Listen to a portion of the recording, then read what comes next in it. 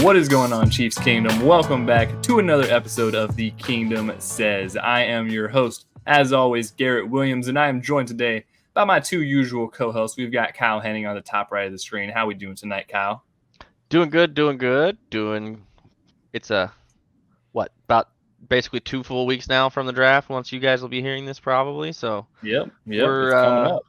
We're getting to the fun time, and we're ready to go from there, and ready to talk some of the draft prospects with everybody because that's the season it is now that we're so close, right? It is the season. Also, we have a contest winner to announce this evening, so I'm happy about that. Yes, we do. We do. Also joining us, Arrowhead Tom, who's not the contest winner. Tom, how you doing tonight? Well, no, I'm sad that I'm not the contest winner. Hey, you were helping us get in on the contest on that Caleb Williams was putting on Twitter, so you're That's helping fair. us. Yeah, make sure to. There is a contest. Yeah. How does that affect his draft stock? I wonder. Unsecure password. Gotta worry about it. He's going to keep the playbook secure. No, I'm doing great. It's the most wonderful time of the year. The draft is around the corner. You guys are finally giving me permission. I don't have to go off on my own podcast to talk about the draft. So you guys are finally tagging me in, which is perfect timing. You know, one of our co-hosts has been on the DL and one's going on vacation. So I'm entering on vacation, currently traveling to the vacation. Traveling. Yeah. So I'm the lone man in the shop right now and churning some things out and working on things and putting the final touches on things. But hey, happy to be here. Excited that you guys are finally entertaining me. Finally came around. So I did do my first. Almost like somebody's been busy doing things for the draft stuff. So yeah. Been occupied. So spoiler, I am planning, and we are planning, but I will, at a minimum, I will be there. I'm hoping to partner with a local restaurant that I may or may not enjoy and doing a little draft meetup. So if you're listening to this and you're interested in that, holler, but also stay tuned for details. Also, we'll put it out in there. Yes, once I get them to agree, or we'll just show up and like, yo, what's up? This is happening. Just a lot of people show up. Yeah. If enough of us show up, like, it's ours now. Yeah. Right? Hey, I mean, you guys. That's pretty much how America was founded. Supporting local. Showed up and this is ours. A lot of places are founded, I think. Yeah. So yeah. So yeah, it's a good time of the year. Draft season finally is upon us. The most wonderful time. Tom is so happy. Yeah, he's been begging for this time all year. I mean, he's already probably started on 2025 prospects like a freak. I did. I did do my first 2025. He started on that like He started on that like 2 weeks. A couple weeks ago. Yeah, that is not right. We need to get you some help. It's interesting skill class. Is it? Should how? We just, no. Can we get? No, I'm not ready for that. Can we? I just started. No. Dive into next year's draft instead of this year's draft. No. We're talking about this year's draft on today's podcast. Hey, listen, we'll be the first ones to do it.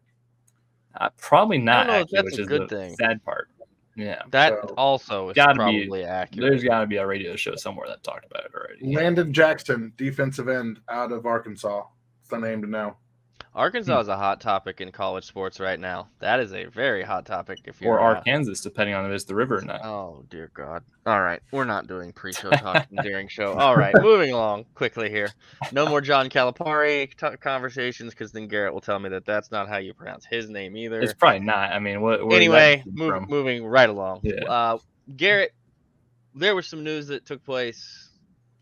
Yeah, just a little bit. There's really been. We planned to record this, and then news happened again. That's like the fourth nothing like new. Yeah, nothing crazy news. I mean, it's news that we've already talked about on the pod. Rashee Rice facing 8 counts of charges against him from that street racing incident that he had. He has now the arrest warrant out for him, which seems like all formality. We don't know. We're not lawyers. There's been a lot of lawyers who've talked about it. We still don't really have any info on it, so we're not really any. Please go. Yeah, we're not really. Or Real Bird or any of the lawyer friends in the Chiefs Kingdom. They all pretty much gave you something for it. We're not qualified to talk about it, and there's definitely not enough details still to even really make a conclusion. But don't street race. That's obviously the main message. Don't do that. Be smart, kids. Draft prospect. Also, I mean, don't drive under the influence as well. Speaking of draft prospects, a couple weeks before the draft, because that will hurt your draft stock. Especially that will indeed. And in fact, you definitely shouldn't be taking on the first round. Anybody in 2024, guys, stop with the Uber exists, Lyft exists, cabs. Like there are so many options.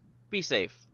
Be responsible. Exactly. So don't do that, and don't tank your draft stock by doing that. Or you're hurt your team or yourself and your career and other potentially others by all doing that stuff. So we're going to talk about good draft prospects that don't do that, hopefully, and may be drafted to the Chiefs in a couple of weeks. So yeah, that's going to be our main conversation today. I know Tom has been loading up a lot on draft prospects with Kingdom Recon, all the recon stuff they're doing over there. So Tom, shout out to the boys at Recon, Randy, who is shout out, and Josh, who is not. You guys probably, if you haven't been watching the Recon episodes and you only watch the Kingdom Says stuff, you don't know who Josh is. And don't know who Josh. Yeah, he knows Randy, but don't know Josh. Because Josh is really good at what Josh does too. Yeah, so you should hop over and watch some of the Recon stuff if you haven't, and check out Mr. Wingate, who is not a Chiefs fan but does a ton of draft work and has been doing all the Chiefs draft work stuff with Tom and Randy. So yeah, we still tolerate him. Well. He's a good dude. He's been long suffering at this point. He's Cowboys fan. He's okay for a Cowboys fan. His lifetime has not been as fruitful as most of others in that fan base. Yeah. Dallas might have a second team one day. You never know. Dallas might have a second team one day. In the 90s, but he wasn't very old when that happened. Might be a red and gold team. Dallas Texans coming back. No, God, that's fine. Let's not. At least the uniform one time, so they can make merch about it. That did happen. That did happen. The uniform that the NFL has agreed that teams are allowed to have a third helmet. A third helmet, which is going to be great for every team besides the Chiefs, who don't even have any alternates besides the Dallas Texans. And I don't know if we'll ever use that again. The problem is the Chiefs are so traditional that while the NFL allows it, they probably won't have one. Yeah, the Chiefs' idea of a throwback uniform is putting on gray face masks. So that's hey man, the most that we get. The fan base lost their minds for the gray face mask. The all white uniforms with the gray face mask. That is an elite look. It was clean. That was an elite look. It was good. Hey, they're very traditional, but when they do stuff and it's subtle, but it works. Whatever we can hate on them all we want. I'm also not necessarily mad that they're not trying to do like the inverted black uniforms or any of the weird. There's no way. Maybe when they move to Kansas, they'll start doing that mumbo jumbo. Godforsaken creamsicle. Yeah. I was just saying, you know why they don't do those things, right? Because those cost money. And I'm just kidding. I'm kidding. Missouri ain't got the money. Sorry. We appreciate you paying your staff. Maybe upgrade the facility. Don't worry about that. Maybe upgrade the trainer room though. Just saying. All right, we've done that enough already too. Let's get into draft talk. You guys have made me wait long enough. What do you want to know? That's why we were doing that, Garrett. Where do we want to start? Have more like sweat beat up on his brow while we get to the draft. Yeah. The longer we go on this pod without talking about draft prospects, the more red Tom's head gets. Twitch. I'm gonna develop a Twitch. Yeah, you guys are gonna start. Can we get in? All right. Let's go. All right. So let's talk about obviously the Chiefs don't have a ton of needs going into this draft, but they have a couple needs. And especially in those first 3 rounds, we talked about a little on last week's show about kind of the first 3 rounds, how we might approach that. The main positions of need being wide receiver, tackle, and maybe defensive line, because you never had enough defensive line. So on this subject, Garrett, I wanna do this to kind of set the bar for tonight, so we kind of know where we're going with the mocks and stuff. Because we're surprised we're gonna do some mocks and kind of do some scenarios with you guys, kind of based on some of the stuff we talk about. Then talk about some stuff. Then talk about some more stuff involving players and some other scenarios. So you're gonna get a bunch of weird stuff tonight. It's gonna probably get a bunch of stuff. Yeah, be interesting from the pure draft perspective. So, in order of most to least, 1, 2, 3, your needs for this team right now entering the draft positionally, in order. Tom. Whoever wants to go first. Yeah, Tom, take the lead on that one. For you at this moment, things could always change between now and the draft. There's 2 weeks between it. So easily for me, it's left tackle is number 1. Wide receiver is number 2. I would then say defensive. I will say defensive end as number 3, which is controversial because they're like, oh, we just spent a first-round pick last year. And 3 years of Dana? Yeah. Yeah, and just re-signed Mike Dana officially. We talked about Yep. that on the pod last week. I still think you need more out of that room. Menahue will come back, but I wasn't the biggest fan of Felix going into the draft. I didn't see a lot from him last year. He flashed last year, but I didn't know that he was going to do more than flash. But even then, Menahue's got 1 year left on his deal. Dana is great, but he is he's a double. So if you're again, just a guy, another body to get in there, and there's a couple of guys in this class that could do that inside out stuff. So that's what I look at. Like when I say defensive end, I mean a Charles Omenihu, line him up inside, line him up outside. There's a couple guys like that. Okay. Yeah. And then I would say defensive tackle. So I kind of bunched those together. There's not. I didn't say 3A and 3B. I said 1, yeah. You didn't 2, say 3A and 3B, Tom. What are you doing? Well, fine. I'll just say defensive line. So I knew that's not a position. Just kidding. Well, it is the way Spags uses it, so that's why. That is true. That is true. Yeah. See, if I were to rank these, I would my list might look a little bit different because I'm probably moving. Like I'm probably putting defensive tackle actually at number 1, just because I'm tired of seeing Derek Nottie on the field. Like I did not. That is not what I thought the answer was going to be. It might be a little crazy. I expected your answer to be different than Tom's, but I didn't expect it to be. It is different. If you want a big nose tackle, there's one that's probably going to be available on like day 3 now, thanks to some decisions that he's made. The guy we handed to earlier. No, I will say that I think defensive tackle still is like one of the biggest needs. Mostly just because the lack of having defensive tackle. So like I don't want to just limit it to nose tackle, but kind of a nose tackle, big body. Need to be able to play the run pass rush with a bonus. Exactly. Like we're looking for a Derek Nottie replacement because Derek Nottie is going to get too many snaps this season. He got too many snaps last season. I mean, we have Mike Pennell, but like we need to set up the future of defensive tackle alongside Chris, I think. And I think that's one of the more immediate issues. Number 2, I'd put at wide receiver. That's what I thought was going to be despite, I mean, we're not looking horrible right now. I mean, Rashee Rice probably going to get suspended for like a couple games to start the season, so that's going to be tough. But we have Hollywood. You have a couple other guys. Still a big priority on that one, by the way. That's what I said whenever we talked about that a long time ago. I still think it's going to be 4 games. Yeah, probably. I mean, who knows how it could be worse depending on how the court stuff goes, but based on everything also based on the NFL being stupid and not knowing how to dish out. Oh God, they're so inconsistent. Who knows? Yeah, the most crazy in suspension. But wide receiver, I would put number 2, and then I would put tackle at 3. Just because I've been more of a Wanye fan as opposed to Tom, who has not been, and I also just think that it's almost certain that they'll probably sign a veteran left tackle like Donovan Smith, bring him back again, and then you draft another tackle, left or right, a swing tackle that you can develop and have in the ranks behind what would be either Wanye or Donovan Smith at left tackle. But I just personally, and not to say like I would love to have a top tackle stud prospect. I just don't think the Chiefs necessarily prioritize it like that at this. Or are going to get it at 32. Yeah, there's probably but we'll get into scenarios. But so for you, it's defensive tackle, wide receiver, offensive tackle. Offensive tackle, yeah. Okay, so and that's just why I wanted to bring this up because I expected actually Garrett to have wide receiver at 1, and then maybe D tackle and then OT. I kind of is what I thought. He actually double flipped. It's close. I probably would have, and that's what I thought it was going to be. Honestly, just based on the way you've talked about prospects and a lot of our conversations in our group chats and whatnot. But I brought it up because I know Tom was going to. Hey. Hold on. Tom's conversation and point about offensive tackle is exactly what I expected Tom to say and do and bring up because that's exactly what makes sense from his viewpoint on this whole thing. I get it.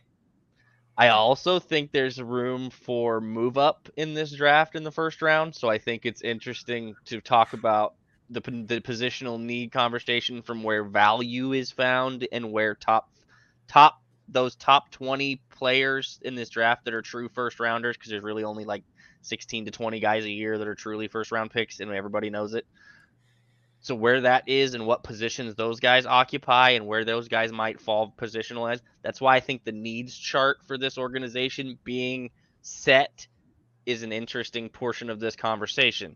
So for me, it's tackle, and I'm more like Garrett. I don't necessarily care if it's left or right. I just think they need a tackle because I think I like Wanye. There's some things to grow from. He gets a whole nother offseason. He gets a whole training camp again with that group. They get to be consistent. He played well in reserve relief with Donovan Smith. Then I think, like I said, I think you get to. I understand the need. If this would have been before the incident with Rasheed, I think it's probably defensive tackle here for me / defensive line at 2. But unless they're planning on just band-aiding it with a veteran at wide receiver, which they could very easily do, and I think that's potentially an option. I think I'm probably going to stay D-line here as my need 2 and then go wide receiver as need 3. And I know that sounds stupid with everybody throwing the fit about the wide receivers last year. However, they won a Super Bowl last year and everybody threw a fit about the wide receivers the whole year. So, I get it, but that's what Patrick's for. Yes, his life needs to be easier. Yes, Travis's life needs to be easier. I think Hollywood Brown does that. I think they're going to get some help from some other guys that were on this roster last year that had some tough times. There's going to be some changes in roles. There needs to be a little faith given to some folks that have been thrown off the bus, under the bus, through the bus, around the bus, and up the bus again and out the back. Yeah. You heard it here first, Kyle Henning, #1 Kadarius Toney fan. That's not what I said. I didn't say any of their names. There's several guys on this wide receiver core that are still here from last year that had not great years last year. Like Nico 3 or 4 Remigio. Watch out for Nico Remigio. Literally all of them. Make it. Yeah. But all not named Rasheed Rice. We're not throwing Justin Watson under the bus here. Let's not do that. Well, there was a I don't know if you guys saw there was don't a Reddit. Reddit. Ask that man to do wide receiver 1 things. He's not. Justin Watson is actually kind of caught some strays. There's a Reddit post on r/NFL about the worsties. It was the worst of every position group basically in this NFL season, and Justin Watson made a couple appearances on that list. Right. Surprisingly enough, it's because they asked him to do far more than he was supposed to ever be asked to do, and we talked about it when it happened. So I'm not really surprised by that, to be honest. Yeah, but I would say the wide receiver thing is almost more of a long-term thing, anyways. Yes. I think you really want to set yourself up. Because Hollywood's on a 1-year deal, But if it's a long-term thing, I don't think you need to address it in the first pick or 2 picks. Well, because I think and we've talked about the depth of this wide receiver class and how many of them there you're are. Right. There's so many of them. If you're going to do the depth thing and the future thing, if you want to grab 2 of them, fine. If you want to do that in the third, in the day 2 and in day 3, get a 5th-year option in the first round. I will say this. You're going to draft more wide receivers. There's always more wide receivers. There's always more wide receivers. You just traded Tyreek Hill to build a defense, remember? That is true, but then... And then you traded... And then you won 2 Super Bowls. I don't know. I'm just saying. You traded L'Jarius Sneed to pay Mike Dana and take a shot at a 3-peat and pay a couple other people. And I'm curious what Tom was about to cringe to. So those are my 3 orders. So we have 3 different orders, but they're all basically the same position groups, so that kind of makes... One of them is right. One of them is worthy. All right, that's gonna be a great clip. All I right, gotta clip that. Both of you simultaneously just. Mine is not because I don't like the player as much. Mine is because this conversation is going to have blood pressure explode on this. Come on, that was a good. That was a good pop. It was very good, Garrett. It was great. Real quick. It was a very dad joke drop in, but I liked it. All right. Outside quarterback. We've established needs. Hold on, real quick. I'm going to make a blanket statement. It's a cop-out, but I'm going to say it. Outside of quarterback and running back. Because if they take another running back in the first round... I almost made a joke about making running back my #1 need just to draft I almost did it. I was this close. Outside of those 2 positions, and assuming that they stay at 32, I wouldn't be surprised at any of the picks, any position. For me, any position is on the board at that point, and you take whoever you have best graded. Because I can make an argument that if it's not this year, it's next year, that they're going to have a need at that position. Right. And they've kind of retained everybody from last year. Like they've kind of got the run it back core there. Again. Yeah, we don't have a ton of huge gaping holes in the roster, basically. Like there's minus left tackle. Again, not a huge gaping hole. It's not a huge gaping hole. It's a minor hole. It's a hole. It's a minor hole. You know, you like can a little see through it. It's like a little. If you were familiar with my dating history, you would know that I can identify a huge gaping hole when I see one. And I'm telling you, the left tackle position is a huge gaping hole, and it's a bigger issue than what you guys are allowing it to be. So I mean, I can't argue the man with experience. You know. Okay. First of all, I was with you, Tom, until we went there. I was trying to ride along, and then come on, Tom. I almost said it was going to get weird. I almost fell off the cart once you pulled the gas pedal and hit the nitrous. I was not ready for that. Woo! So, anyways, all right. Okay. Yes, there's a hole at tackle. There's at least a depth issue, if at minimum. At least a depth issue. So again, familiar. What? Not getting deep enough on the tackles. We get it. All right. Tom goes deep on the tackles. Yep. So let's run some of these. Let's run a mock or two here. Let's go through a couple of these and see how our needs kind of rank out, and we'll talk about them and see what best players you were talking about, and go from there. And we'll kind of go through some of these players and some of these looks. We've got lots of draft guides. Tom's, like I said, been working on his guides. We're ready to go here, so we just kind of want to get into this and give you guys some kind of views. We're going to use our friend over Mock Draft Database's lovely site here, because and if you're listening to us on Spotify or Apple Music right now, you should go over to our YouTube and you can check out the screen and all the picks that we're seeing. You know? We love that. You can see the facial reactions to Garrett. Yeah, you can see my awesome jokes getting way out of pocket. Yeah, and you can also subscribe to the channel and get ready to get access to the Discord that will be coming out, and get entered and be able to enter into any bonus giveaways when we do bonus entries for bonus giveaway stuff that we do. Next giveaway is should we announce the giveaway winner first before we get into this? No, we'll do a couple of these, then we'll get into the giveaway winner, and then we'll do another one, and we'll do kind of like a final one for the night and get out of here. All right, bet. All right.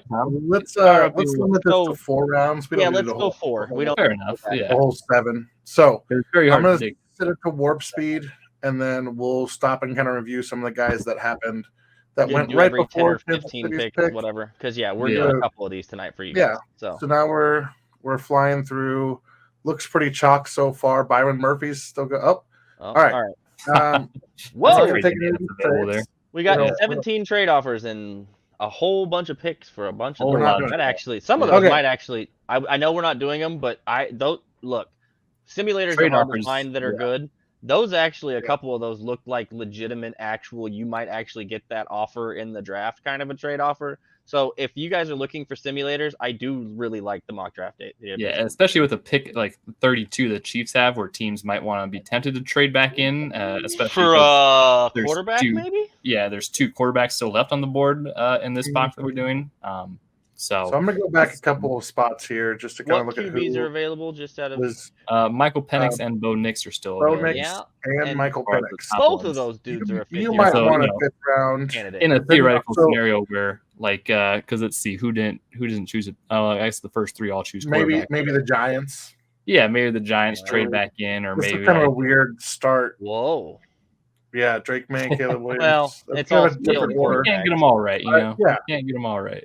But it's all still quarterback. And Neighbors going above Harrison is interesting. Adunze really also. That whole order. Yeah, Rome goes first. Interesting. So pretty. I mean, but really, chalky. Somewhere or another, this being the first 5 picks, 6 picks makes sense.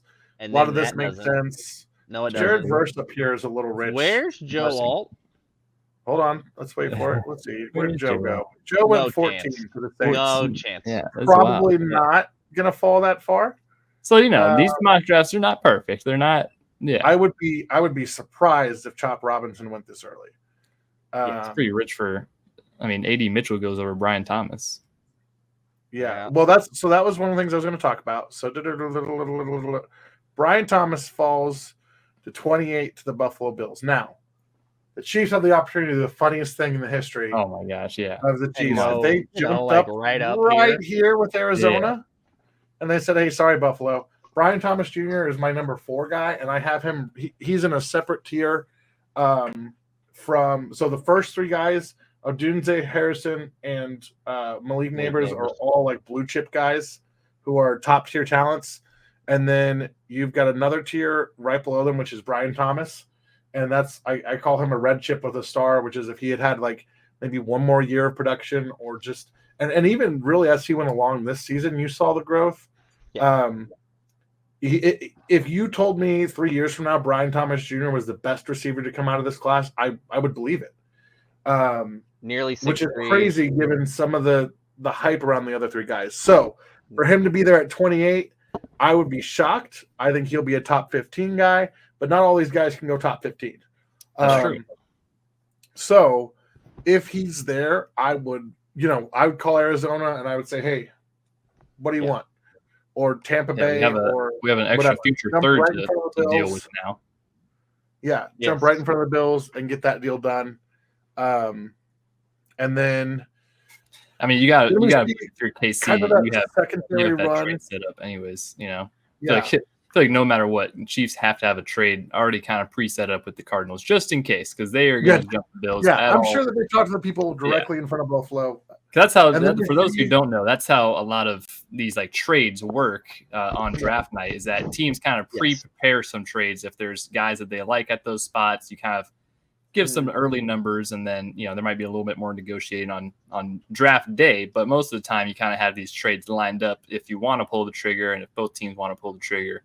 Because there's only so much time on the clock, guys. Exactly, yeah. So I'll bet the Chiefs have definitely called to trade up a couple people in front of Buffalo, I would guess, to potentially jump. There's them. plenty of options, and it's all East. A lot of Eastern teams, NFC teams. When I say Eastern, a lot of NFC teams, a lot of East, NFC, especially NFC, like NFC. Well, I guess that's North and South, or both of those. Yeah, South and Cardinals are in East.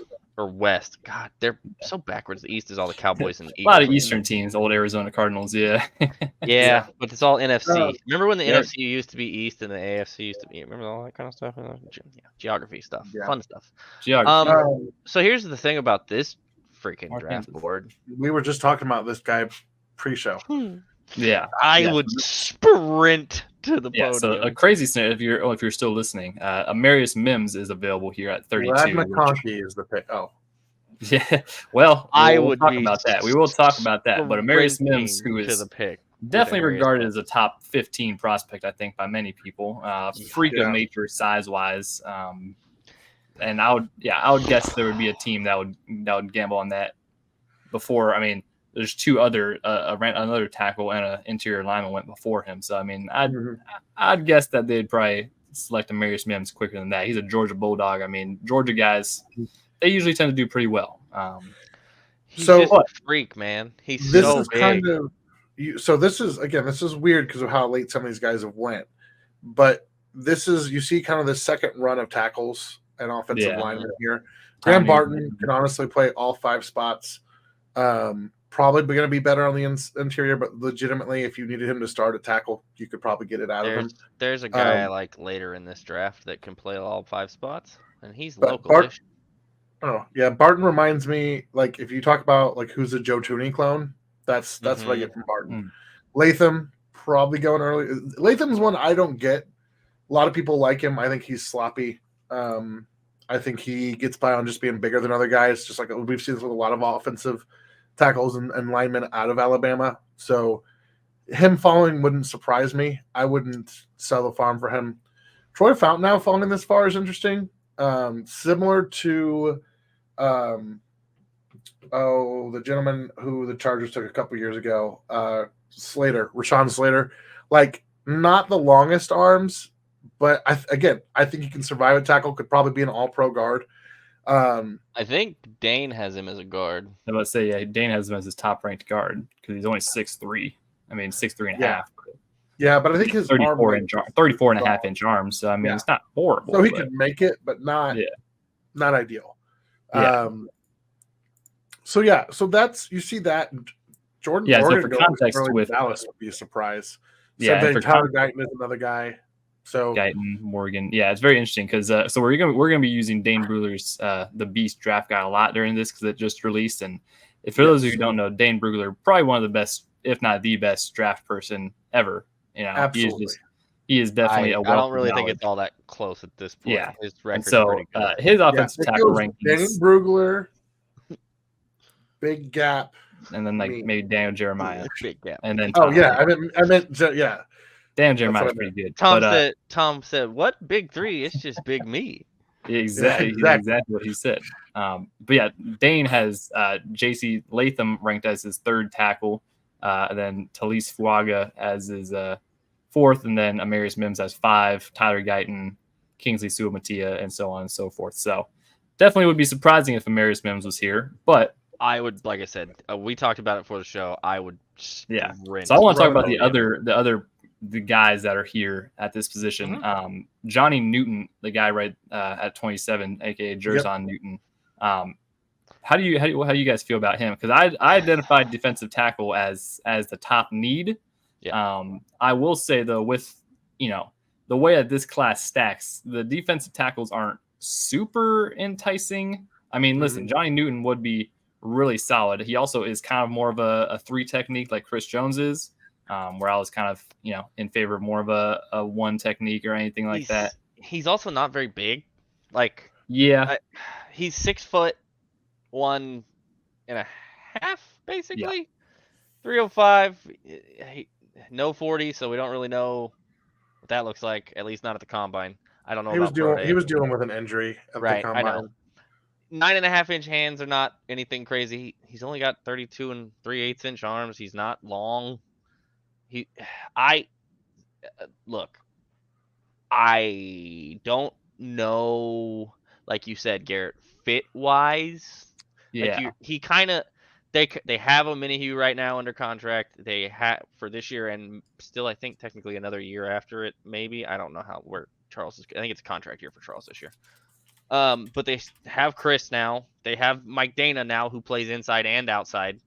Exactly. And they're all kind of that same thing. The same mold, yeah. If you're looking to add a defensive tackle, you're definitely wanting to add a guy who's more of a space filler. If Chris Jenkins was still out there running around, maybe. Yeah, see, Chris Jenkins is a lot more towards that mold. Even, I mean, Byron Murphy is part of that mold too. Byron Murphy's shorter than Jersh, but everything else is basically the same. So yeah, but that's why even though I have defensive tackle as my first ranked need, I still probably wouldn't go for it.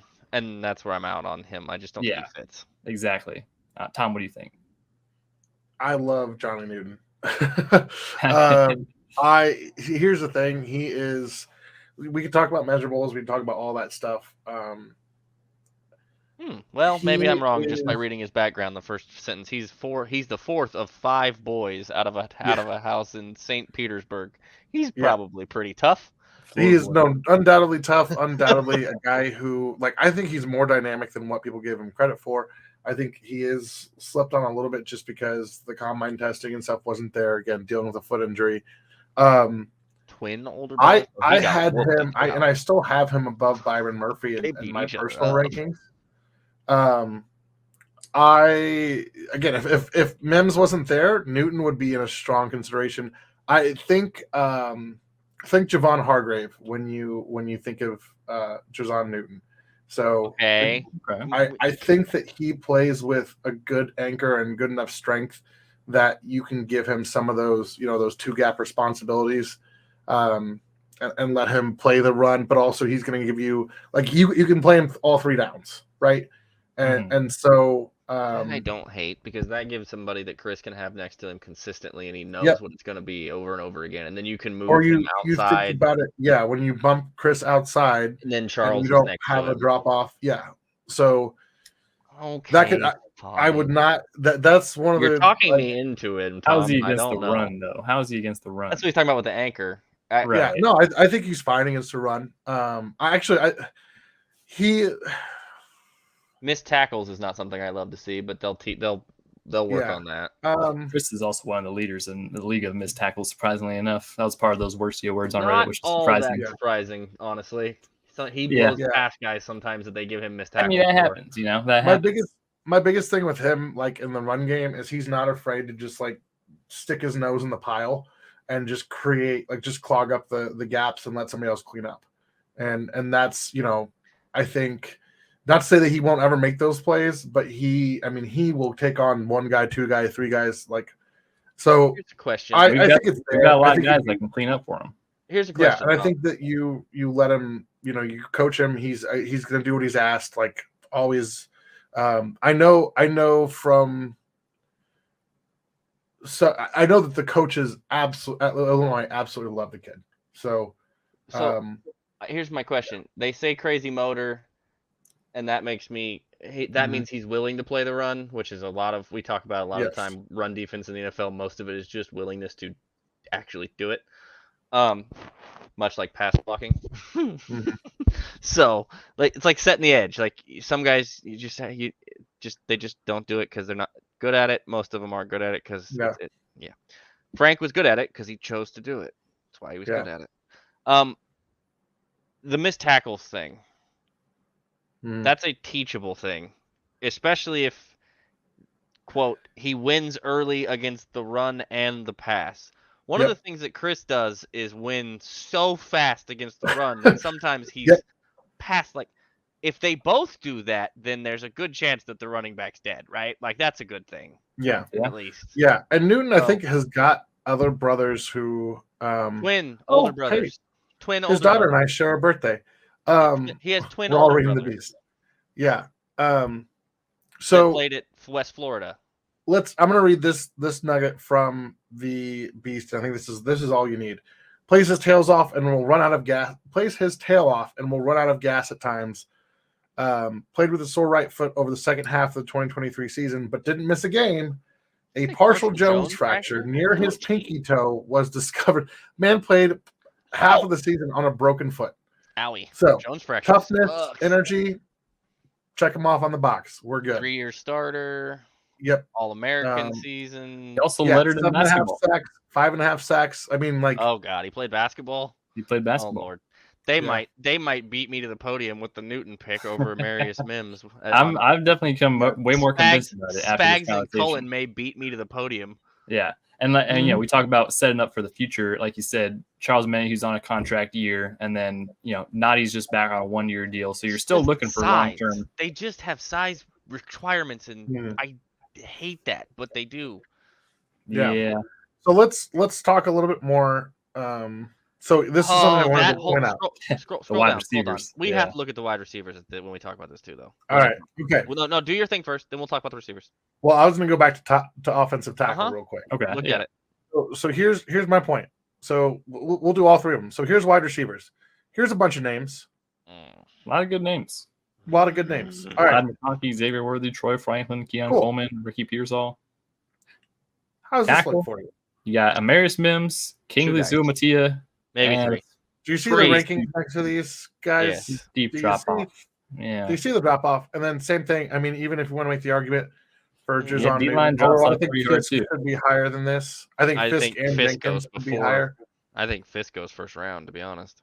He could sneak in very well. When you talk about undersized, that's who I worry about with Fisk. Yeah, but that dude is just somebody's going to take a chance on the alien traits that kid and the stuff that he's done. He eats glass and shits diamonds. So, I don't worry about it, but that's if you were talking about size, like we're okay. I know that's not the expression, but it's late. Correct. I can't think of the biology behind it, but I don't know. Chris Jenkins is more size correct for what they do. I really like Chris Jenkins. All these defensive tackles are pretty small. Yeah, he's more size correct than the other two names we mentioned. He's 6'3", 300 Chris Jenkins is 299 pounds. Yeah, still not great.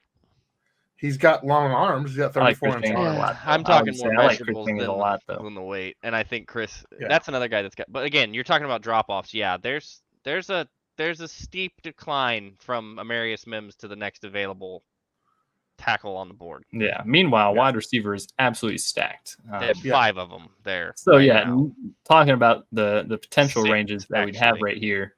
At 32, you have Vlad McConkey, Xavier Worthy, Troy Franklin, Keon Coleman would probably be the 4 in that conversation. Although Mel Kiper Jr., I believe, had us selecting Xavier Leggett in the first round, his most recent mock draft, which is wild.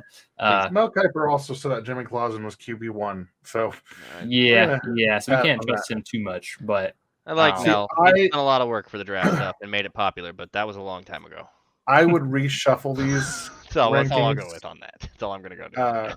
I'd reshuffle these rankings pretty heavily. I would go Keon Coleman. I'd drop all the way down to Jalen Polk. Then I'd go Worthy, and then Ladd, and then probably Ricky, then Troy. Yeah. See, that's interesting. Yeah, that's very interesting because Dane Brugler actually has Ladd McConkey as his wide receiver 5. Well, listen. Very telling. Ladd is wide receiver 5. Keon Coleman is wide receiver 7. Ricky Pearsall is wide receiver 9. Xavier Worthy is wide receiver 10. Troy Franklin is 12. Joan Polk is 13. So I like Keon Coleman a lot from a production, from a multiple places, did it multiple ways, can do a lot of things. And I know the combine 40 time, I get it. I also watched him run the gauntlet drill with the actual football in his hand, and he was the fastest guy on the field. So, there's play speed, there's track speed, there's all different things. I like his body of work. He catches the football. He catches it with his hands. He catches it through contact, through the point of contact. I like Keon Coleman.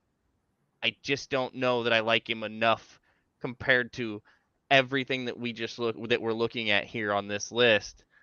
Some of these guys are going to be available at 64. They're going to be, or even maybe a little earlier if you have to move up 5 or 6 picks. Oh, for sure. For sure. So for me, it's tackle. It's got to be Amarius Mims for me. But I'll defer to the rest of you guys on what we do here. Yeah, on this scenario. This for actual draft day. In this theoretical scenario, Amarius Mims would be the home run choice. Garrett, if you had said anything else, we would have locked you in a broom closet and ran the car. Yeah, I mean, listen, and the one thing I hate about mock drafts is doing unrealistic stuff like this because Amarius Mims would never be there.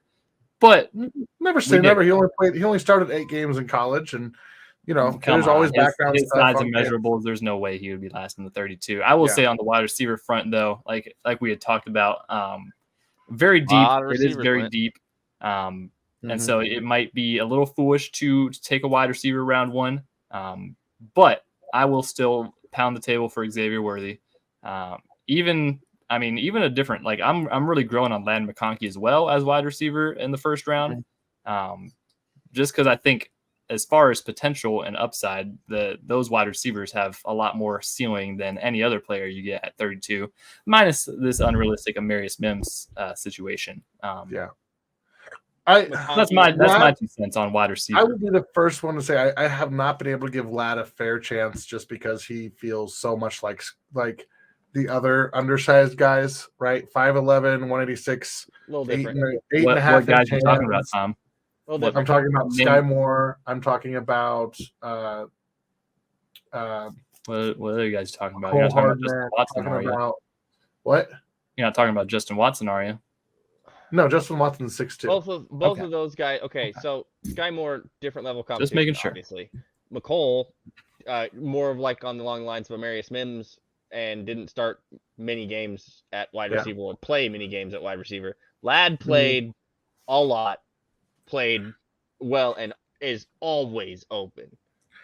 I don't know. I know Josh isn't the biggest Ladd guy, and he's a Georgia guy. He's watched a lot of Georgia. So he gets so much separation. It's crazy. I don't know how he does it, but he gets separation. Because he plays with Brock Bowers, and there's like 8 guys trying to figure out where that guy is. I don't know where Travis Kelce plays football or anything. Also, another thing on the wide receiver note, with more of the undersized guys being available, I still think that's a big need that the Chiefs are trying to fill. Obviously, they tried to fill it a little bit last year and didn't end up succeeding, and that's why they traded for Mecole Hardman again, because they just didn't have a replacement for Mecole Hardman, and he's still a free agent. So unless they decide to bring him back again, which is still possible, but long-term wise, I still think you are looking for that role of a speedier wide receiver that has more. May have talked himself out of another contract. We'll see. But even still, long-term wise, you still need another vertical threat type of receiver to pair with Rasheed. Okay. That's all my case is on wide receiver. And like there's going to be plenty more that are available. Yeah. But So in this instance, the whole league sees that the Chiefs take a tackle, they crap their pants, and now everybody is grabbing wide receivers, right? Because they know the Chiefs are going to go grab a wide receiver. That's what they need. McConkey goes 33. Pearsall goes 34. I really like Ricky Pearsall out of Florida. Not a lot of people have talked about him. Fun. Yeah, he's a fun player. The last guy that I would take and go, I would feel okay starting him week 1 at tackle, goes to the Chargers, Kingsley Suamataia. So if he was the pick at 32, I could live with it. He's going to take his bumps, but whatever. He's young. He's from BYU. He's really, really fluid. Better run blocker than pass blocker, but I don't know. Big fan. Jalen Polk, another one of my guys, goes to Tennessee, 38. This is where the mock drafts get weird. So far, this all looks pretty good. Newton goes 42. Jenkins goes right after him. Patrick Paul, that's a little rich for him. Penix ends up in Indy. That's kind of weird. To the Colts, that's not happening. They just drafted Malachi Coy to the Saints. I'm sorry, that's what I said. Trevonde Sweat's still in the second round. I don't think that's happening. Trevonde Sweat's not going in the second round. Xavier Worthy ain't even making out the first round. Holy crap. Or 50. Yeah. Some of these are pretty Troy chalk. Franklin, Philly. They drafted 2 wide receivers. I'm not sure Blake Corum is look at that. first. Philly drafted both Xavier Worthy and Troy Franklin. Okay. They love some speed. I mean, they don't already have 2 wide receivers starting. Gets a little weird. So maybe one of these guys is left. Maybe Keon Coleman. So and I want to talk about this because this is what I've pitched for a long time. Grab a tackle at 32, make the jump from 64 to 54 to 53 to 52. We've talked about Cleveland because if Keon Coleman is there at 50, Cleveland, that's a yeah. Or even Worthy. If Worthy's sitting there, like there's options to jump up and go, hey, Garrett, there I'm all 100% cool with Worthy. 100% cool with Worthy. Well, it's not going to happen because he's going to be a first rounder, but. So I talked about the tiers, right? So you have that blue chip tier, which is just it's unusual. It's unusual that you have 3 players in that tier. I've got Brian Thomas, right, as my And then there's a bunch of guys. And then there's a bunch of guys, right? And so that's where you hear Brett Veach talk about clusters, and then I love what Daniel Jeremiah and Bucky Brooks do. They do an activity called cluster busters, where they're like, okay, where's the drop off in this class, right? And so I think there is a drop off when you go from after that kind of Keon Coleman, however you stack them, Keon Coleman, Troy Franklin, Xavier Worthy, that group. Mm-hmm. I think there is a little bit of a drop off. It's not as big of the drop off as from that to the other. I think that group is still really talented, and any other year would be like that an easy number 2 group. Like some of these guys last year would probably be in the conversation for top 3 receivers, right? If that makes sense. So Keon Coleman last year, I would have him comparatively pretty close to Quentin Johnston, who went in the first round. So let's look over at back in the all section for this now. So, I mean, I know it's not a good comparison. I'm just talking pre-draft ranking, that kind of thing. That's the reason why I'm so confident in Xavier Worthy this year. Is so looking at this scenario, I know that Marshawn Nealand has gotten a lot of love as a potential player. Yeah, he's Dane's edge 5. Listen, y'all don't know. So here's my question for you, Tom. The reason that I wanted to look at this quickly is because I knew Marshawn Nealand was still on the board, just judging quickly by looking through who has already been picked. Scroll down a little bit more. Okay, that's the other guy, Michael Hall. Mm-hmm. So with the wide receivers that are available at this moment, Xavier Leggett being one, which I know you've talked about. I think the other one that's really available at this point is Devontae Walker. Tom's guy. Mr. Walker. That's my guy. 100%. My question here is, are you going wide receiver in round 2 here in this scenario? Or are you looking at Marshawn Nealand as another edge piece like you talked about earlier? For me, if I'm in charge, Marshawn Nealand's getting the Amarius Mims treatment. I don't know if you've ever tried to watch a offensive tackle block a car crash, but that's kind of what it's like when they're trying to block Marshawn Nealand. and he fits that like 6'3", 267, so he's pretty compact, but inside outside, it looks like he wants to hurt people every time he is engaged in a block. He's got pretty good arm length. He's got a good wingspan. 34 and a half, yeah. Did he do the bench press? Yeah. 475, huh? Not bad. Yeah, Big 475. You talk about a guy who, like, I would compare him to Charles Omenihu. I think Omenihu was a little bit heavier coming out, but I know Omenihu's lost some weight. Why do we always like guys that lack bend? Why? Yep, lacks ideal bench. All of a sudden, Steve Brown like he lacks what? Yeah, we don't need bend. We need one thing. I will never say you can't teach bend again after George Karlaftis, so I'm done trying to we'll argue teach you how to bend. Yeah. Okay, so is he the pick, or are we going wide receiver? Xavier Leggett is still a very tempting. Xavier Leggett is very tempting. How big's the next drop off at wide receiver? Let's take a look. So you're definitely getting picky. I like Leggett. I would put Leggett and Walker kind of still above that next group. I'd draw kind of a line here. Yeah. And I would reorder. I would definitely reorder this. Right. When you talk about, so let's break this down into starters and contributors, because that's where we're at. If you need a starter, one of these two guys, I would also bump Javon Baker. Javon Baker would probably, I'd flip him up. See, that's the guy I was wondering about potentially being available next round. So that's what I wondered. Yeah. So I think he's probably a mid day 2, realistically late day 3 or early day 3 guy. Devontae Walker slots in as that like Y receiver. Hold on. Yeah, like that MVS role, that deep. Again, whatever. Xavier Leggett. Biggest question with him is 1 year of productivity. Physically, absolutely as freaky as they come. People compare him to DK Metcalf just in terms of his athletic profile, and they are not wrong for that. But it is hard to get around that 1 year and to figure out, like, not feel like Cornell Powell's going to pop out on accident. Yeah. Well, and not to say they're hold on. That's not fair to Cornell. That's not fair to Cornell. They're not the same. They're not the same athlete. So yeah, that's not fair. I don't want to do that to Cornell. That's not fair to Cornell. Yeah. I don't know. I honestly even kind of lean a little more towards Devontae Walker, just because 4.36 40. That's 6'1", pretty nice. 6'1" and basically a half. Yeah. Xavier Leggett's about 4.39 too. So it's not like Here's the thing about Walker. Had a weird situation going to UNC. Go back to his Kent State film last year. Go watch his game against Georgia.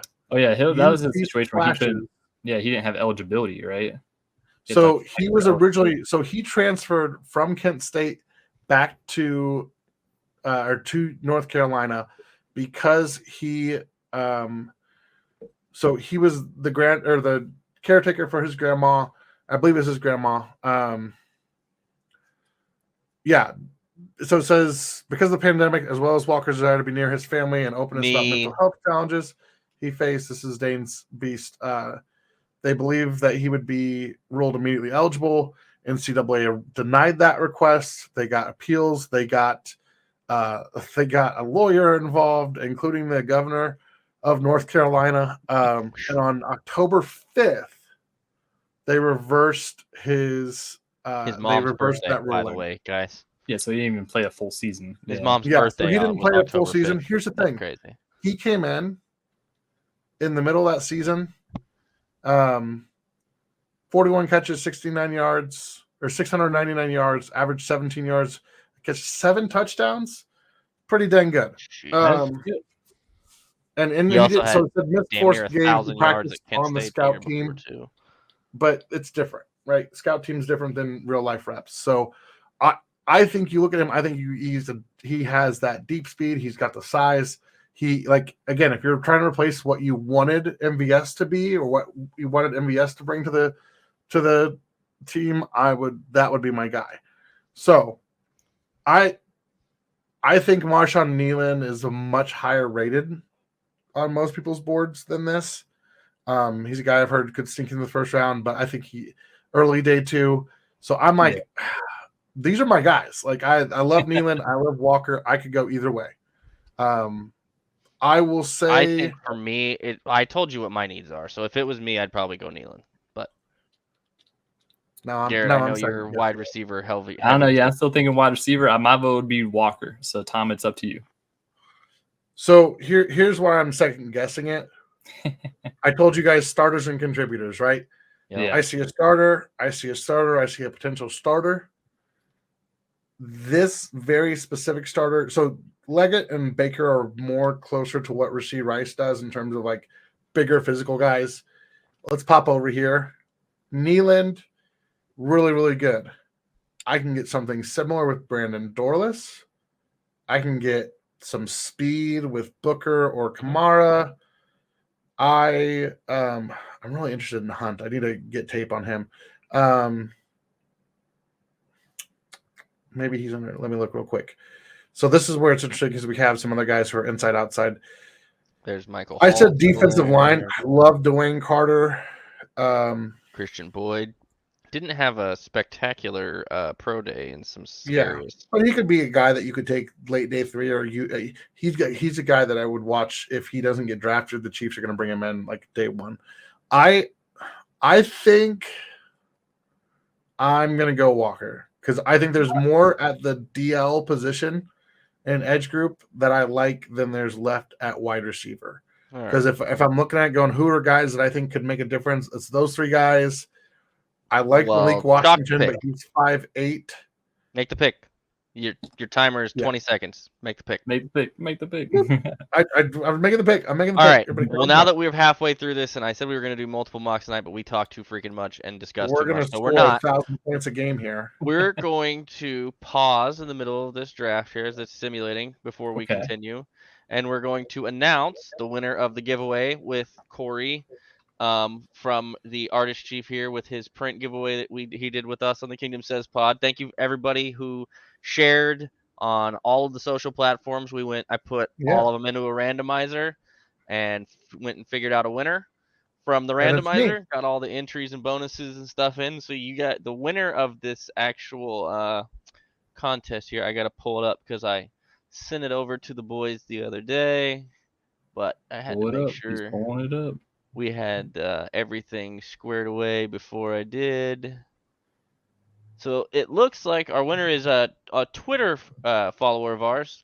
It's at Hitman6498. Rob is the name. So Rob is the winner of that contest, and we'll reach out. All right, we'll reach out through socials, and we'll obviously announce it on the winner. We'll get your information. We'll get that information over to Corey, and we'll get those prizes to you. So thank you for participating to everyone who did. And congratulations, Rob. Yeah.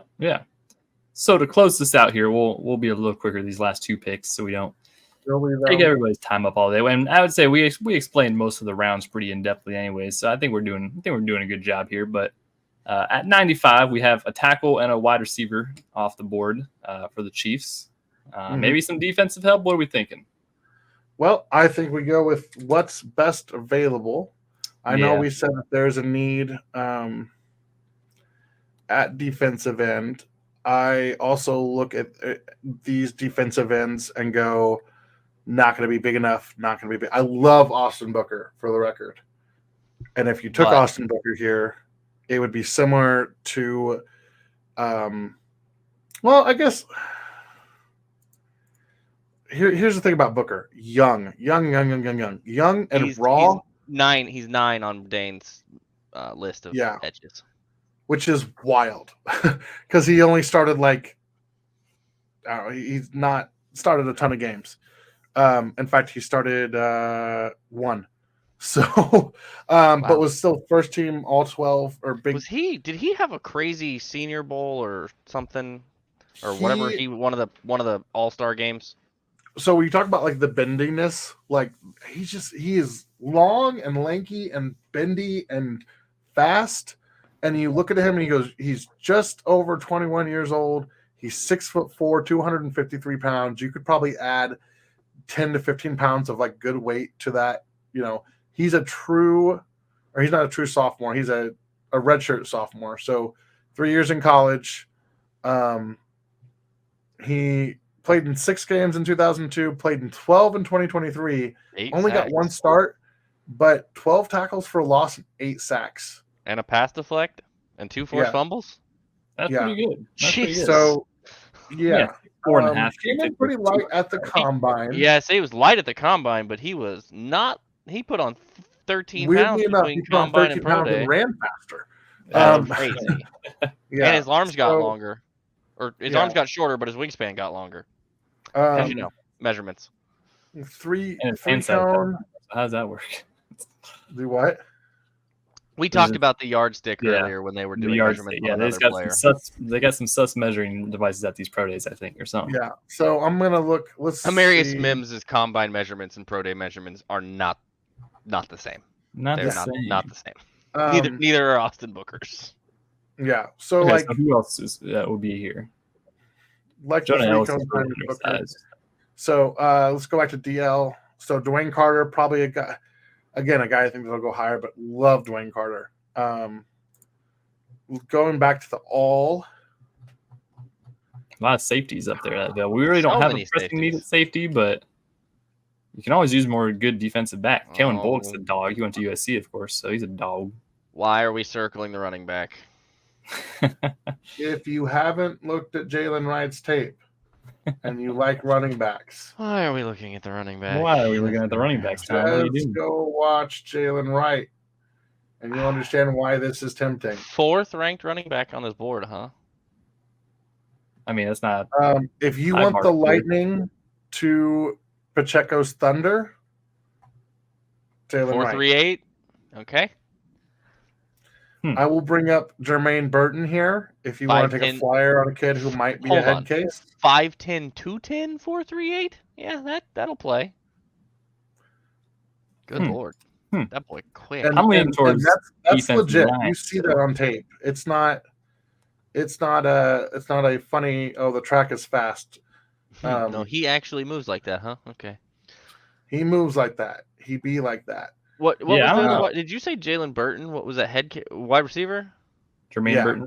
Jermaine Burton. Yeah. Was that the kid that's at UCF, technically speaking? No, he's at Alabama. Or Alabama. Didn't he play somewhere really before that? Productive, really things, but he's been, I think it was like, there was a tweet that Brugler had, or a quote from Brugler. He's been at 6 teams at Georgia, or like 8 teams in 6 years or whatever. I was gonna say he's been around. He's been on the shit list with coaches at Georgia and Alabama. There's a reason why he struggled. So there's some character stuff, off the field stuff there. I'm a big Kyrie Jackson fan. If we want to go corner here, that's up another and down position. Moments. Also a guy in the middle of the screen that Randy loves. Just Spencer Rattler, QB2. Yeah. Yeah. Just had to point that out. Dana's way low on Kyrie Jackson. Dana and I need to have a talk. I just saw a name. Uh-oh. I don't know that they'll do it, but I would love it, and they should do it because you never can have enough guys at the position. Yeah. Cam Hart is so much. Oh, yeah. God. Look, I know I get crap because I'm a Notre Dame homer, but watch that kid play football. Just watch him. He's very he's so smart. He reminds me mentally. He thinks the game a lot of the same way that Harrison Smith did. They play different positions, obviously, at Notre Dame, but the way that their brains work, the way that they saw the field and think the game, he's so good at. I love Cam Hart, but again, I watched him a lot. I've spent a lot of time watching him play. I'm higher on him than Dane is. Dane has him in the 4th and 5th. Yeah. But now, like, Renardo Green's another guy that would be interesting. So it seems like there's depth at corner. To make the conversation quick, I would vote Jalen Wright and just say we're going to score 1,000 points a game. If we had to go defense, I don't hate scoring 1,000 points a game. We do need a nice little compliment still to Pacheco. I mean, Clyde's back. What about an interior offensive lineman? And I mean that seriously. Yeah. I know that may be it's probably rich for him. It's probably too rich for him. Dominic Pooney would be a good one. That's who I was think talking about. Dan I just don't know if Cram it's is too a rich. sinner. I don't know if it's too rich for Pooney. Pooney could play all 5 spots. Mason McCormick had a What is really Pooney good combine. technically listed as? He's listed as guard for Dane Brugler. He's listed at 6'5", 313. And So, I mean, he has a second, third round tackle, grade. but he's going to be. He can play all 5. He can literally line up and play all 5 positions. He does have versatility. I like Pooney, dude. Don't get me wrong. I mean, Dane has him high. I honestly was not sure. I thought I might be too high on him because I do like him in the 3rd. But Dane says second or third, so I feel pretty good about that. Yeah. Because I've seen him as low as 4th and 5th when this draft process started, and I was like, that just seems like people don't know about him yet and haven't watched him yet. Because he's like, if you were to tell me that they went depth at line in the twice in the first 3 picks, I wouldn't be surprised. With wide receiver sprinkled in. I'm not sure. I would probably lean either Jalen Wright or defensive lineman at this point. I would say 3rd round. I'm all into the chaos of Jalen Wright. I honestly am. Yeah, end of the 3rd round. Okay, let's do it. Here's my question. Here's my question for you guys. As we've kind of talked about these, we're betting on traits. You want a guy who's going to become a starter 2 years from now, but can contribute-ish, maybe. Yeah, who can fit in. I think as much as I like Dominic Pooney, I just bring it up because of the Allegretti loss, and only guy you really have that's versatile like that behind the guys that you have is Caliendo. Yeah, I think you can get some other guys later in the draft to be depth, but Jalen Wright, Austin Booker, those are my 2 that I'm. Yeah, I think between the 2, Jalen Wright contributes immediately this year, right? Like Austin Booker, as good as he could be, he's still I would take lost Pooney, but shuffle. I understand the Jalen Wright, so we can go Jalen Wright. Let's go Jalen Wright. You guys didn't want me to draft a running back? Let's just score 1,000 points. Let's just score 1,000 points. All right, Jalen Wright it is. This would be an insane haul, by the way. This would be quite the athletic profile of this. I wonder what the RAS of all I'll these guys look them up while we're doing this last look pick. Them up while we're here, because I'm going to guess that there's not a single one under 9. Which, if you look at Brett Veach's most of Brett Veach's most recent draft picks, that fits. Yeah. So I know. All right. Now we're even further into the draft algorithm. Cam Hart went here. Couple quick notes. Leonard Taylor not going here. There's a chance Leonard Taylor doesn't get drafted. He was a big name before the season. He had a terrible year. Muhammad Kamara is a hot name. Really, really undersized for what the Chiefs want. Probably not an option. Elijah Jones, a guy that has got some buzz. I'm trying to remember who was tweeting about him, but I have heard positive things. Christian Jones is a depth piece on the offensive line. You guys ready for the RAS scores while Tom is looking through these? Yeah, I'm ready. So Amarius Mims's RAS score is a 953. That's the worst of the 3. The Jalen Wright's RAS score is a 975. The only 2 things on his RAS that are not green are his height and weight. And it's barely. Yeah. He's in the yellow. And then Devontae Walker is a 9.88 in the RAS skew. Yeah, so that's pretty good. So your average of the 3 is roughly 9.75. We're gonna track meet it. There will not be a shortage of athletes on the side of the football in this. Real quick, look up Theo Johnson's RAS just for giggles. It is 993. We can continue the thread. I will say I don't care for Theo Johnson. I think he's a day 3 guy, like mid day 3, not even early day 3. Yeah. So what other D-line prospects do we have? Edger DL. D-line. Oh, my boy's gone. There's a name there though that is not gone. That I just don't trust him. What's the edge look like? Yeah, Gail Murphy. Not much better. No. Murphy. Let me see what Murphy came in at.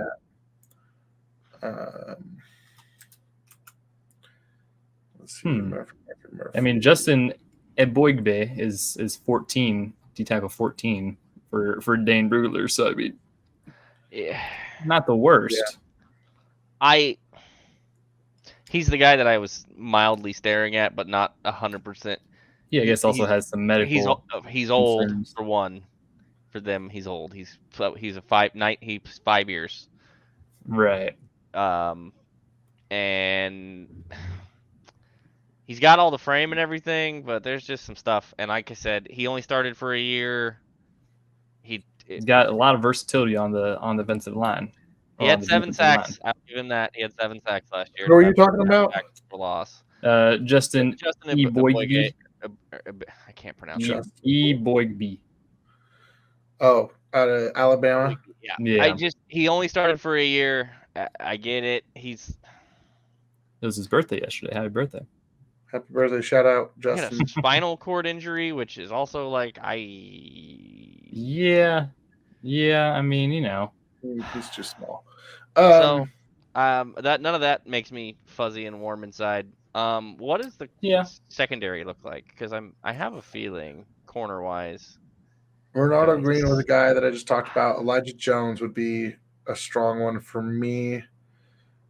Safety wise, there's nobody who's like exciting. I know there's some big fans from the Texas Tech kid, but I don't see it. I think he's too stiff. I mentioned him earlier, and again, one of those I need to get tape. Hold on. Let me see if the other guy's here too. Is he further down, or did he go already? What wide receivers are left just for giggles? We know. Wide receiver you. Come on, boys. Wide receiver you. USC's own Brendan Rice. That's right, son of the Jerry Rice. Could be a chief. Little older, boys. So Jalen Hunt, out of Houston Christian. Quick trivia question: there was a Chiefs player who played Houston Baptist. What? Houston Baptist or Houston Christian? Oh, good. Never mind. Yeah, Houston Baptist. Okay. Brugler says Houston Christian. I would recommend somebody clarify some stuff because somebody will get mad about that. We did not call anybody anything. There are varying. We got your first typo. Okay, so there is a difference between the two. Houston Baptist trivia question: former Chiefs player, played under Bob Sutton during Andy's first couple seasons in Kansas City. Also played on the defensive end. What? Oh, is he going to get people? No, okay. If it's defensive end, it probably won't give him PTSD at least. 3-4, played defensive end. Alan Bailey? Nope. Alan Bailey went to Florida. Or Miami, I'm sorry. Well, it's in Florida, unless it's in Ohio. That's a whole different story. The actual Miami. That's a whole different. Well, see, that's controversial, Tom, because they think the actual Miami's in Ohio. I'll give you a hint. He also played in New York.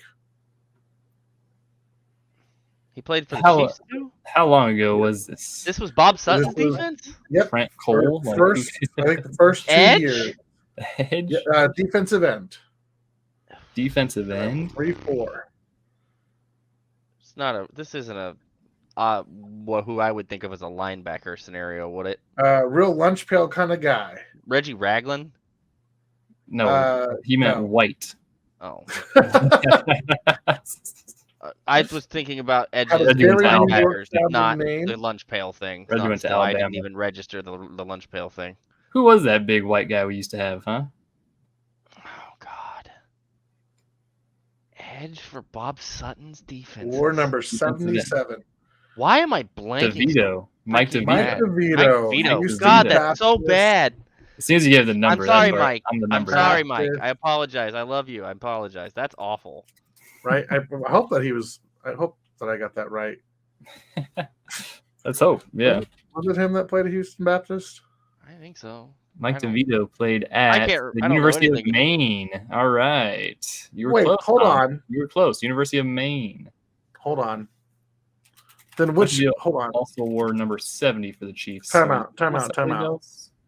They had a player Tom is really he nailed this one. You really nailed this one. Tom. Yeah, no wonder I was completely. That's almost Houston Baptist or Christian. Almost Houston Baptist. Yeah, only Maine that looks like on here. All right, now we're gonna spend the rest of the episode trying to figure this out.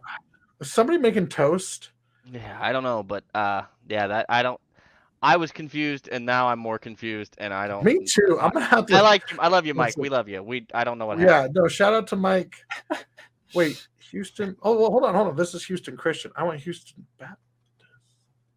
I'm just gonna start naming people. Let's see. Hold on. We're also not sure if there's actually a difference between those two schools now, because Dane says Houston Christian and Mock Draft Database says Houston Baptist. So maybe they're the same thing. Maybe they're not. Who knows? This is a great. Jay Howard. This is definitely Houston Baptist Huskies here. Yeah, this is a great conundrum. But their Wikipedia page goes to Houston Christian. Oh, formerly Houston Baptist. Ah. So Mike DeVito didn't play for either of them. The NFL reference page says that at Houston Baptist, their NFL current rosters currently exist of Bailey Zappi and Caleb Johnson. Something's amiss. Tom was on something today. Tom was on. I'm gonna figure this out, and then I'll come back and we'll Dallas Baptist, Texas Christian. There's some different. Texas has a bunch of universities Abilene that are Christian all different. or Abilene. No. Yeah, Abilene. So, okay. The only reason I remember this it's going to be some obscure college. Can't even imagine. I applied for the athletic department at one point, like a couple years ago, and I remember researching. Mike DeVito went there. Well, that was in Maine. Apparently, he didn't. Apparently, Mike DeVito, yeah, Maine.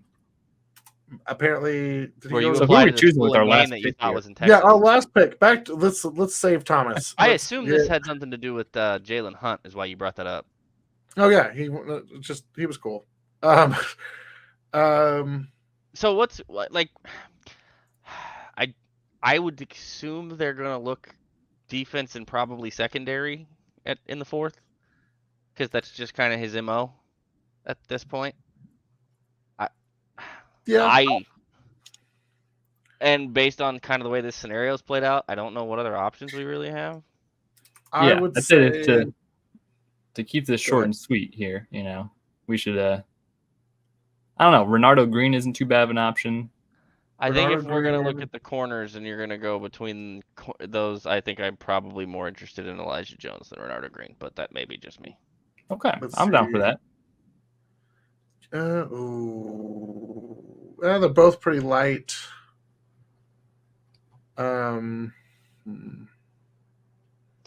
Yeah, they're both pretty light, but one of them's a little faster, bigger vertical. Man, this really is. It's kind of like kissing your cousin. Yeah, it's a tie, and I don't know that I love the tie, but I think it's probably the thing that they're going to look at.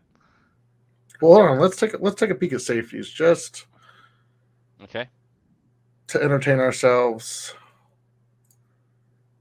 I haven't done a lot of work on the safety class. I'll be honest. Yeah, done a lot of work on safety class, ladies and gentlemen. Let's see. There's Taiki. Where's Taiki at? Huh. Well, that's interesting. What's interesting?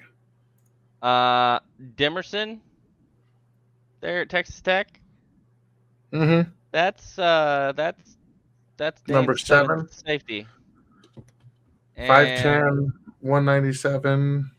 I've heard good things. I've heard there's a lot of fans of him, but I would love to be able to spell his whole name, but we're not going to do that. So you know who I'm a fan of that I'm giving my vote to once again is Brendan Rice. I'm just saying, Brendan Rice, wide receiver.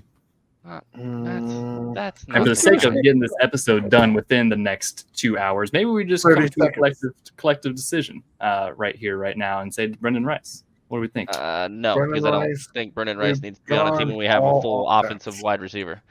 Okay, we gotta choose somebody because we're running out of time. Like I said, I would lean either at Demerson or at the corner spot with Elijah Jones. But that's where I would look for those two guys in that area. I don't like any of these guys. Tyler Davis, Mason McCormick.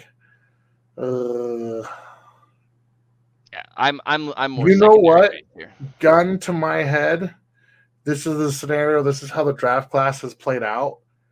I don't love any of the guys here at these positions. This is why we should. I know that I have a player who's looking at a suspension. Are you doubling at wide receiver? Yeah, we're gonna double wide receiver. That's my vote. Brendan Just Rice? because of how this board fell.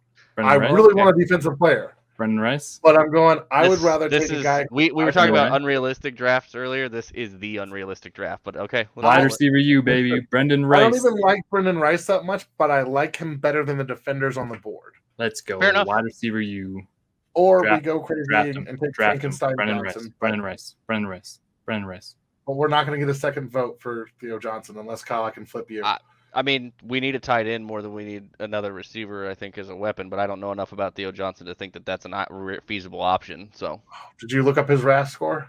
Oh, it's high, but I don't know about the actual tight end position and learning how to actually play. Not very good. He see ball, catch ball, and that's about it. Yeah. Okay. Well, I believe more Brendan Rice development wise than that. So. Yeah. All right. Let's do it. All right. I got my way. We went strong until the last pick. It played out pretty fun. Scout just let out a big sigh. He's disappointed in the Brendan Rice pick.